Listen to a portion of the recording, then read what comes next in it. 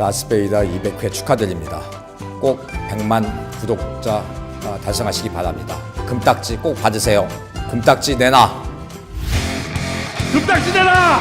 김현종 전 차장을 모셨습니다.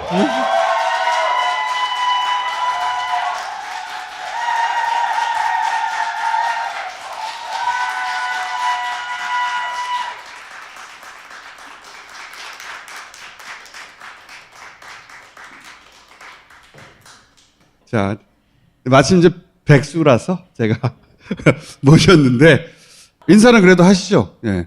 안녕하십니까, 김현종입니다. 예, 안녕하십니까 여러분. 국가안보실 전 2차장 김현종입니다.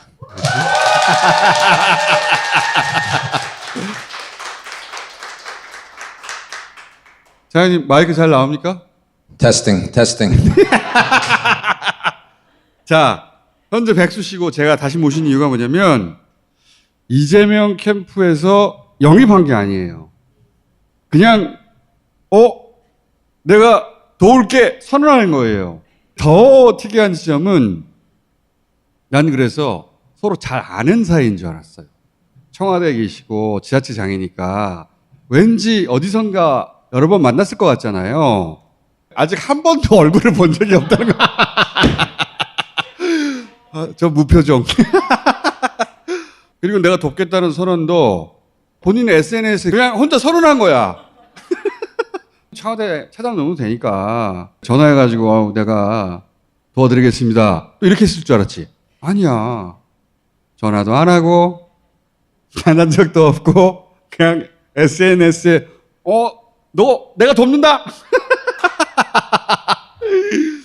한 번도 만나신 적이 없는 거죠, 차장님. 예, 저 처음 만난 것은 그 뉴스공장에 2018년에 처음에 나갔을 때, 예. 제가 끝나고 나가고 그때 이 지사님이 들어왔을 때 그 뒤통수만 봤어요. 아직도 못 만났습니다. 아직도 못 만났습니다. 그래서 물어봤죠. 그렇다면 그 이전부터 이렇게 내가 주목하는 정치인이야. 응? 저 사람 가능성이 있는데 뭔가 이제 긍정적인 답변을 끌어내기 위해서 내가 그랬더니 그전에는 시끄럽고 문제가 많은 사람인 줄 알았다는 거지. 그런 줄 아셨던 거 아닙니까? 예, 근데 하여튼 그 순발력은 좋고, 네. 우리나라를 잘 리드할 수 있는 지도자 같구나. 그런 생각은 들었어요. 갑자기 이렇게 포장을 하시고 그때까지 딱 한 번 통화하셨죠? 예, 한 번 통화했어요. 너무 이상한 케이스예요. 그래서 제가 왜 그러면 그렇게 혼자 선언하고 막 혼자 막 캠벨 만나고 막 혼자 키신저 만나고 막 부탁받고 가신 거 아니잖아요. 그렇죠. 내가 생각하는 그 전략이 백인 엘리트들도 유사한 생각을 갖고 있는지 없는지 확인을 하고 차기 대통령이 무슨 준비를 해야 되는 이것을 정교하게 파악할 필요가 있었기 때문에 누가 시켜서 한 게 아니라 뭐 돈은 받은 거 없습니다. 근데 왜 이재명에 꽂혔을까 제가 물어봤더니 굉장히 의외의 답변이에요. 유튜브에서 계곡 정비 영상을 봤다는 거예요. 그 계곡 정비 영상이 왜 그렇게 인상적이셨던 거예요? 그 계곡 정비하는데 보면은 이제 불법 시설물이 11,727개거든요. 디테일. 근데 그것을 다 철거한다는 것은 이것은 그 상인들 입장에서 봤을 때는 이게 사활이 걸린 문제거든요. 그렇죠. 그만큼 준비를 많이 했고, 첫째. 그리고 타이밍을 잘 맞춰가지고 집행을 해야 되거든요. 항상 그렇죠. 결과를 내려면은. 그렇지. 아무도 못했거든요, 그전에는. 그전에는 그건 할 수가 없었었죠. 국제 무대에서도 그런 자질, 디테일에 강해야 되고, 전략적인 사고가 있어야 되고, 전술 차원에서는 세 단계로 움직이지 않습니까? 비전, 전략, 전술로 움직이는데 굉장히 정확했고, 디테일에 신경을 많이 썼고, 미국하고 중국 관계의 갈등 때문에 앞으로 많은 변화가 있을 겁니다. 이것을 우리가 제대로 파악을 못하면은 우리는 또 다시 구한말 때처럼 말이 청일 전쟁, 너일 전쟁이지 쑥대밭된 것은 한반도였거든요. 대통령은 청와대에 입성하는 순간 그때부터 뭐를 파악을 하면서 해 나가는 것이 아니고, 제가 이제 노무현 대통령과 문재인 대통령을 두 분을 모셔봤는데 데이 원부터 첫날부터 자기 계획을 갖고 들어가서 집행을 하기 시작해야 됩니다. 그런 말씀하셨잖아요. 내가 그걸 어떻게 알아봤느냐? 바로 내가 그 국제 외교 통상의 최전선에서 뛰어본 사람이라 어떤 자질이 필요한지는 내가 누구보다 잘 알고 그래서 양복 입은 글래디에이터라고 표현하셨던데 내가 딱 알아봤다. 그 순발력은 노무현 대통령하고 닮은 것 같아요. 저는 그 노무현 대통령을 뭐 억수로 좋아했던 사람이고 아직도 뭐 굉장히 존경하고 그런 면에서 이재명 지사가 대통령이 되면은 잘할 수 있겠구나. 그래서 제가 그 아까 말씀하신 그 20분 전화 통화에서 네 가지 안보 차원에서 국정 운영을 하시면 됩니다. 그렇게 말씀을 드렸어요. 국방 안보, 기술 안보, 공급망 안보, 식량 안보 이 네 가지 얘기를 했습니다. 양복 입은 글래디에이터라는 건 어떤 의미입니까?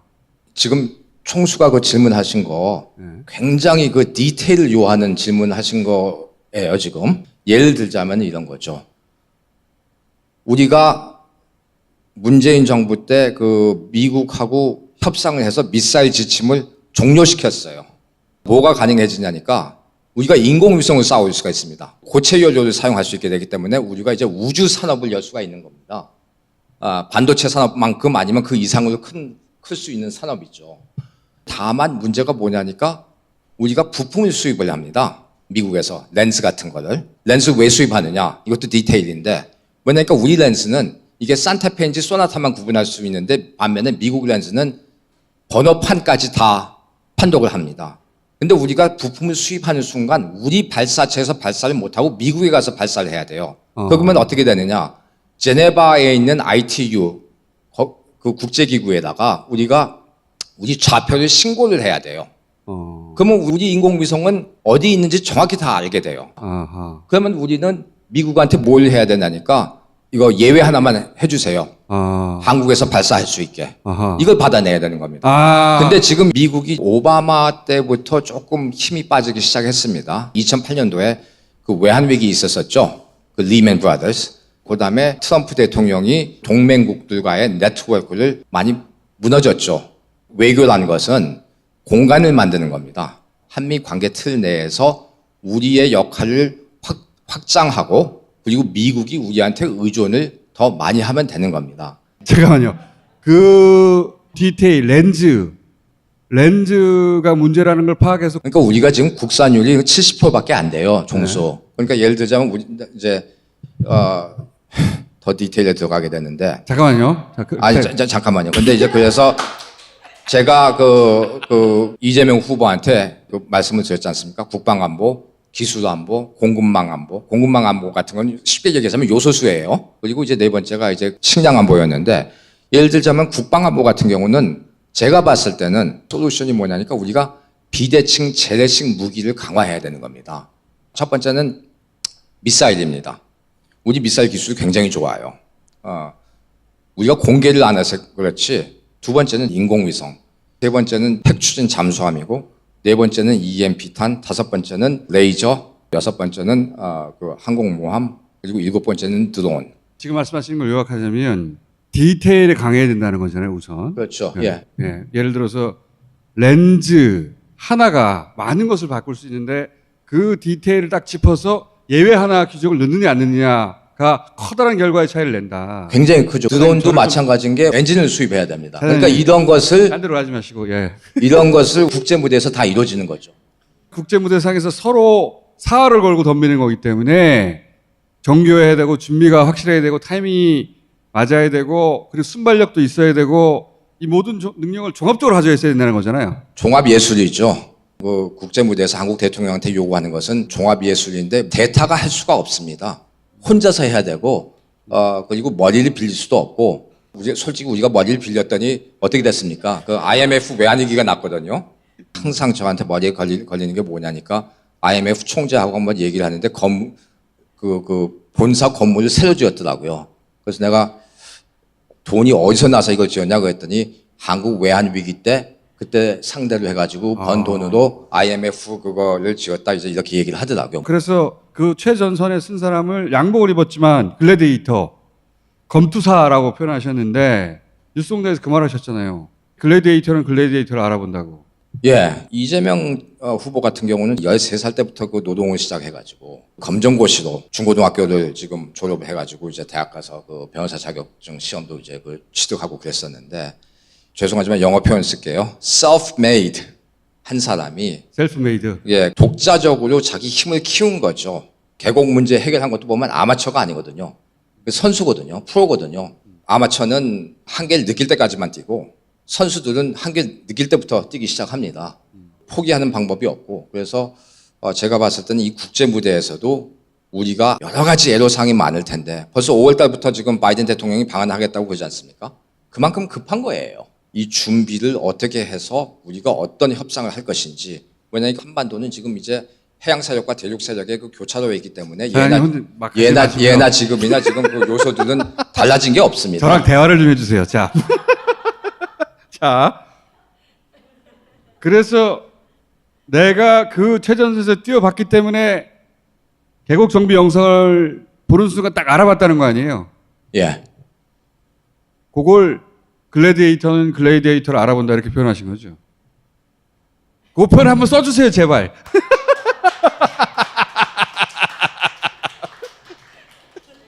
우리 후보는 싸움 기질이 확실한 사람입니다. 예를 들자면 그 병원 그 가동률이 90%가 넘었을 때 사장님이 양복 입은 글래디에이터 이 표현 한번 써주시면 안 돼요? 그걸 그렇게 안 해주시네. 벌써 민주당에서 그 홍보물 만들어가지고 오늘 배포했던데요.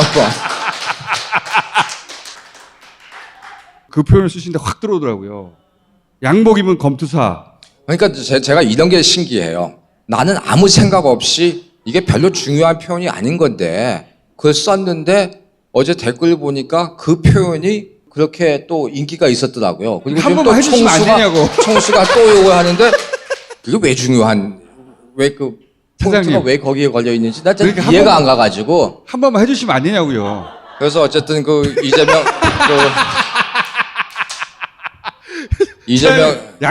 지사는 글래디에이터. 우리가 차기 대통령은 양복 입은 글래디에이터가 필요한 겁니다.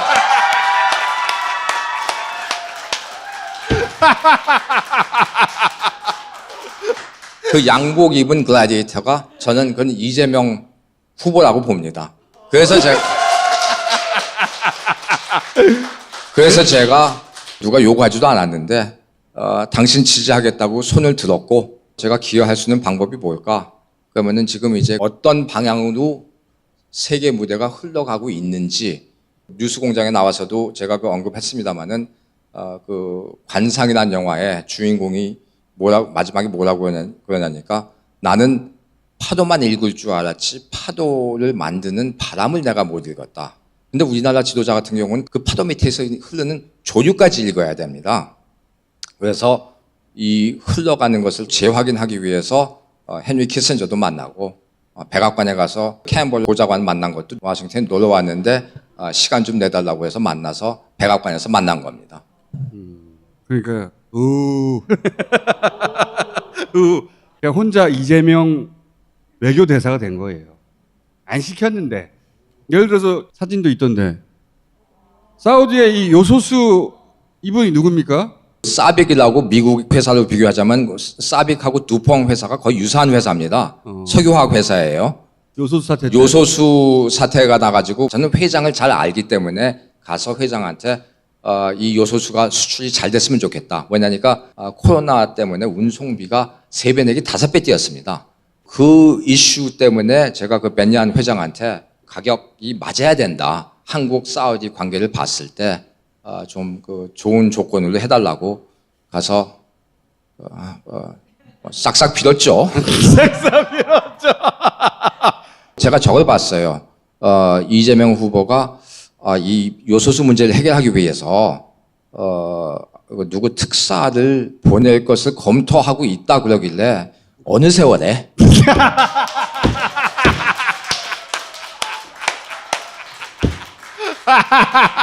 그냥 내가 가자. 요게 또 차이점이에요. 그러면 생색을 내기 위해서 전화해서 내가 가겠소 이렇게 해야 되는데 성격이 급하니까 가. 가가지고 회장하고 악수해. 아니 근데 그 1,000톤을 중동에서 수입하게 됐다 그러면은 그러면 이제 요소수를 갖고 있던 사람들이 시장에 내놓습니다. 그리고 가격이 다운돼요. 그렇죠. 그 효과를 노렸던 겁니다. 그렇지. 어. 잘했다. 자, 요것도 이제 시킨 게 아니에요. 내가 그냥 하면 되지. 그래서 이재명 외교 대사를 그냥 한 겁니다. 그리고 이제 뉴스로 보는 거죠. 뉴스로.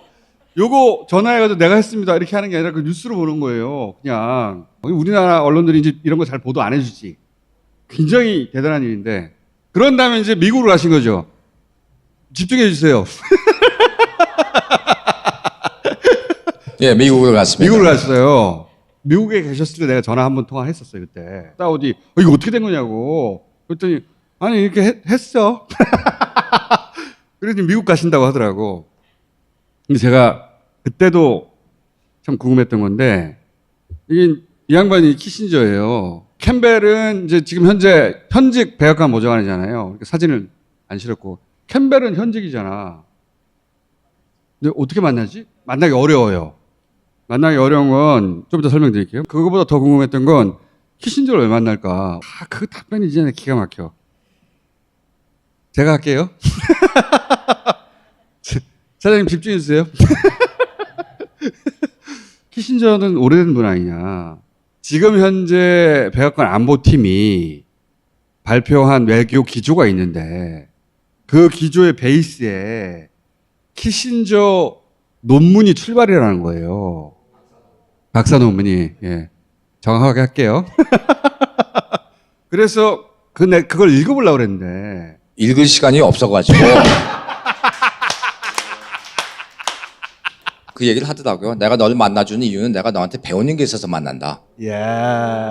그래서 키신저 박사를 만난 이유는 이제 우리 총수가 언급한 대로 지금 그 캠벌 아래 있는 외교안보팀이 그 박사 논문 위주로 해서 어떻게 해서 유럽에서 1815년에 그 나폴레옹 전쟁이 끝나고 난 다음에 100년 동안 평화를 유지했는가. 그럼 밸런스 오브 파워라고 해가지고 균형을 제대로 잡아가지고 전쟁이 안 일어나게 했었는데 근데 미국이 힘이 셌었거든요.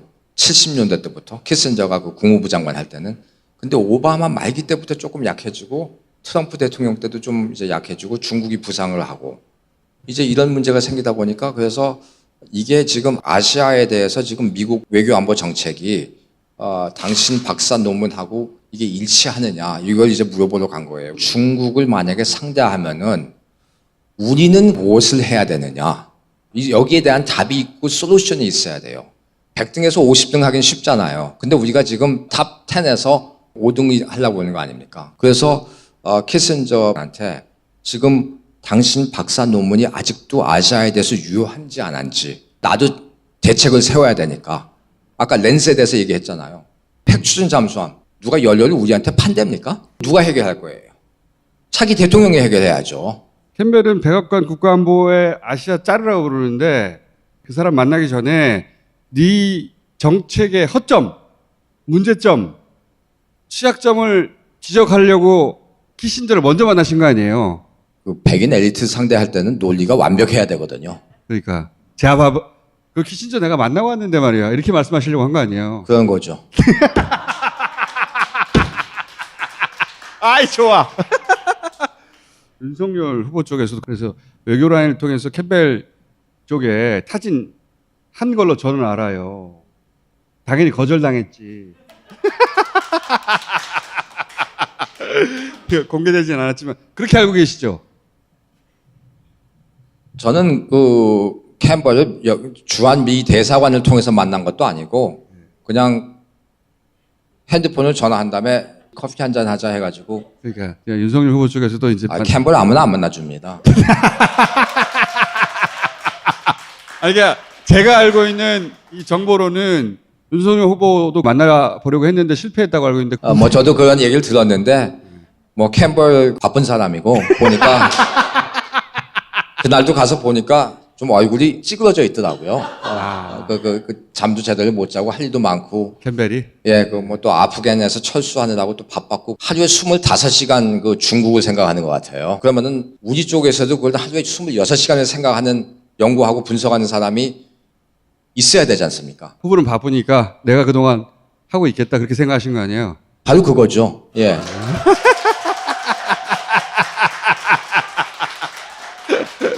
국내 이슈 집중하는 것도 바쁘실 텐데 국제 무대에서 그 흐름을 정확히 파악을 할 필요가 있으니까. 그리고 나서 그 보고서를 후보한테 던지고 예. 보고서를 하나는 이제 그 10장, 70장, 1장짜리 3장을 써서 보냈죠. 예. 안 시켰는데 뭐 선수들끼리. 자, 뉴스공장에서 첫 번째는 양복 입은 글레이터라는 걸 내가 알아봤고 두 번째는 동진감을 느꼈다. 그러면서 무슨 얘기를 하셨냐면 나도 미국에서 소수민족의 약자로 학창시절을 보냈기 때문에 이 소수자 약자일 때 살아남는 법이 두 가지가 있다고 하셨거든. 하나는 강자 밑으로 들어가는 거. 푸들이 되는 거지, 푸들. 대부분 그 길을 선택하는데 요 대목 인상적이어서 제가 여쭤보는 건데 강자로부터 나는 존중받기를 원했다. 난 별로 그렇게 멋있다는 생각은 안 했는데 한번 해주세요. 윈스턴 처칠이 그 말을 했지 않습니까? 항복한 국가는 다시 일어날 수 없고 싸워서 쓰러진 국가는 그래도 다시 일어난다고 얘기를 했습니다. 이재명 후보가 그 걸어온 길을 보면은 전시체제 지도자입니다. 전시체제하고 평시체제 지도자들하고는 굉장히 달라요. 살아남는 노하우가 있는 겁니다. 우리나라 대통령은 두 가지 노하우가 절대적으로 있어야 돼요. 맞아 죽지 않는 기술에 대한 노하우가 있어야 되고 두 번째는 굶어 죽지 않는 기술에 대한 노하우가 있어야 됩니다. 맞아 죽지 않는 기술에 대한 노하우는 뭐냐니까 그게 외교 국방이고 굶어 죽지 않는 기술이 그게 경제통상 그리고 과학 기술입니다. 그래서 이 두 가지 분야에서 굉장히 학습을 해서 빨리 캐치해서 순발력을 가지고 결정을 할 수 있는 캐파가 되는 지도자, 내공이 있는 지도자가 차기 대통령이 돼야지만 이 미중 경쟁 갈등 틀 내에서 이제 와서는 러시아까지 지금 꼈거든요. 우크라이나를 레버리지로 써서 러시아를 미국이 끌어들이려고 한다고 하셨잖아요. 지금 언론에서는 대부분 미국과 러시아가 부딪힌다고 하는데 그게 아니다. 미국이 러시아를 대중국 전선에 끌어들이려고 하는 거다. 파도와 바람과 조류. 그 우크라이나에다가 비유를 하자면은 파도는 뭐냐니까 푸틴이 우크라이나 나토 가입하지 말아라. 예. 바이든 대통령은 만약에 침략을 하면은 제재를 가하겠다. 그거밖에 안 보이는데. 그게 이제 파도고. 예. 바람은 뭐냐니까 바이든 그 지지율이 낮아요. 22년도에 중간 선거가 있습니다. 예. 또 하나의 그 바람은 뭐냐니까 푸틴이 장기 집권을 해야 돼요. 예. 거기 쳐들어가 가지고 만약에 뭐가 잘못되면 장기 집권 하는데 굉장히 지장이 있습니다. 그 같이 회의장에도 몇 번 들어가서 푸틴을 봤는데 굉장히 영악한 사람입니다. 굉장히 스마트해요. 중요한 것은 종수 그 밑에서 그 흐르는 조류인데 그 조류가 뭐냐니까 미중 패권입니다. 어떻게 해서 러시아를 악마화 시켜가지고 내 편으로 들어오게 해서 중국을 견제할 것인지. 그게 미국의 계산이라는 거죠. 미국의 계산이죠. 그럼 이제 총수의 다음 질문은 뭐가 나와야 되냐니까 그 근거가 어딨냐. 작년 6월 달에 처음으로 바이든하고 푸틴 대통령이 만났어요. 1시간 반 비공개를 했는데 1시간 반 비공개 세션에서 뭘 바이든 대통령이 요구를 했었냐니까. 이거 뉴스에 안 나옵니다. 우리가 지금 아프간에서 철수를 했지만 우리가 계속 드론을 띄워가지고 반테러 행위는 해야 되니까 거기 중앙하에, 저는 어떤 국가인지 알죠. 그 중앙하에 미군 기지 건설하는 것을 허용해달라. 러시아에게. 예. 푸틴이 이거 참 흥미롭다 해가지고 그러지 말고 우리 기존에 있는 기지를 사용해라. 그건 또 이제 미국이 수용을 못하는 거죠. 푸틴은 우크라이나에서 지금 벌써 얻을 거 다 얻었습니다. 그래서 침략 안 합니다. 근데 이 판세를 또 읽기 시작한 게 누구냐? 윗동네에 있는 김정은이가 이걸 또 읽기 시작한 거예요. 그래서 그 7번을 발사한 겁니다. 이게 다 연결이 돼 있기 때문에 이 파도, 바람, 조류를 다 읽고 어떻게 우리가 행동을 해야 되고 어떤 정책으로 우리가 이런 난세를 어떻게 극복할 것인지 이것을 차기 대통령한테 이재명 후보한테 설명을 해야 되는 겁니다. 잘 설명했는지 모르겠다. 잘 됐어요. 자, 그러면 윤석열 후보는 지금 사드 배치 선제 타격 이 얘기하잖아요. 이건 어떻게 보세요? 종수. 북한이요. 그 미사일이 800개가 있어요. 약. 발사대가 200개가 있습니다. 그 발사대를 우리가 한꺼번에 다 제거할 수 있어요?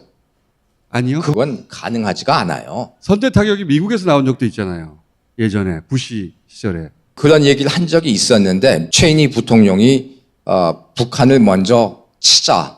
그러면서 그 논리는 뭐였냐니까 전 세계에서 만드는 것 중에서 한국만이 만들 수 있는 게 뭐가 있느냐. 아무것도 없다. 그러니까 한국이 없어도 우리는 그 서플라이 체인, 그 공급망에 대한 문제가 아무것도 없으니까. 선제 타격론이 미국에서도 거론된 적이 있다고 얘기하는데 그때는 한반도가 원시 시대로 되돌아간다는 분석이 나왔단 말이야. 한반도가 초토화 될 텐데 그러자 딕 체니가 한 말은 뭐 한국만 만들 수 있는 게 뭐가 있어. 근데 선제 타격론 얘기하면 어떡하냐고. 한반도가 원시 시대가 된다. 그런 각오를 하는 거잖아요. 왜 그런 각오를 해? 말도 안 되는 거예요. 선제 타격론이라는 것은 한마디로 해서 이건 난센스죠. 우리 동맹국들이 우리에 대한 의존도를 더 높여야 된다. 그러면은 외교 공간이 더 만들어지기 때문에 우리 역할이 더 커진다. 그래야지 우리가 강국이 되는 겁니다. 차장님의 요지는 미국이 우리를 필요로 하게 만드는 것이지 미국에 가서 뭘 해달라고 하면 안 된다는 거잖아요. 그렇죠.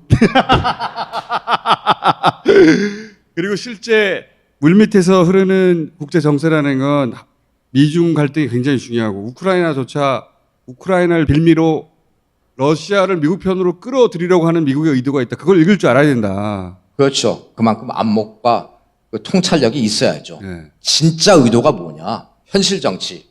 영어로는 그 리얼 폴리틱이라고 그러죠. 현실 정치적인 차원에서 그걸 읽을 줄 알아야 된다. 그것을 정확하게 읽어야 돼요. 한 번도 틀리면 안 됩니다. 미국 같은 경우는 틀려도 상관이 없겠죠. 근데 우리 같은 경우는 한 번 틀리면은 그게 그냥 낭떠러지에서 그냥 떨어지는 거죠. 그래서 그건 한 번 보고, 두 번 보고, 자꾸만 봐야 됩니다. 이 양반은 이제 IBM 부회장이라면서요. 네. 기술안보 차원에서 IBM 부회장을 만났어요. 동학농민 그 전쟁 때 일본은 무라타 소총이라고 갖고 있었어요. 사거리가 500보예요. 우리는 화승 소총이라고 있습니다. 이게 100보예요. 우리 쪽의 군인들은 3만 명이 전사했고 학살이죠. 일본 군인 1명 죽었어요. 이게 기술의 차이예요. 그리고 기술과 기업을 천대한 국가가 선진국 된 경우는 인간 역사에서 한 번도 없습니다. IBM에 제가 간 것은 양자 컴퓨팅. 우리가 얼만큼 더 투자해야 되고 우리가 얼만큼 더 빨리 쫓아가서 따라가야 되는지 이것을 파악하기 위해서 간 겁니다.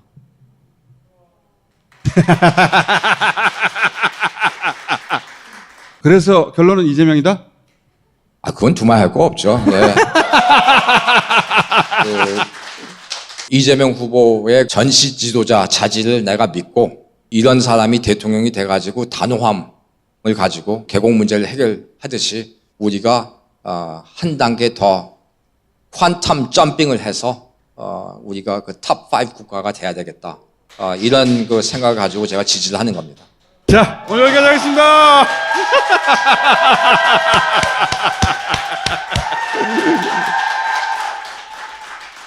조만간 한 번 더 모실게요. 감사합니다.